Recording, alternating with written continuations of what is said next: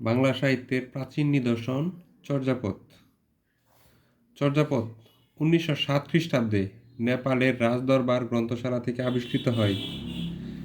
চর্যাপদের আবিষ্কারক হরপ্রসাদ শাস্ত্রী, তিনি ঢাকা বিশ্ববিদ্যালয়ের অধ্যাপক ছিলেন। চর্যার মোট কবি 24 জন, মোট পদ 50টি। চর্যাপদের বাঙালি কবি বুসুকুপা। সর্বাধিক চর্যাপদের রচয়িতা কান্নুপা, উনি 13টি পদ রচনা করেন।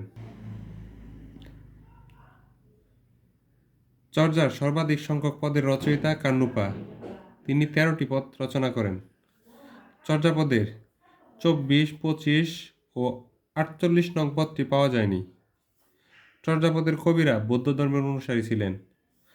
চর্যাপদ পায়ার ও ত্রিপদী ছন্দের ব্যবহার করা হয়েছে, যা আধুনিক ছন্দের বিচারে মাত্রাবৃত্ত ছন্দ। চর্যাপদে মোট 6টি প্রবাদ বাক্যের ব্যবহার করা হয়েছে। তার মধ্যে একটি প্রবাদ বাক্য হলো আপনা মাংসে হরিণা বৈরী। এর অর্থ হলো হরিণের মাংসই তার জন্য শত্রু। ধন্যবাদ সবাইকে।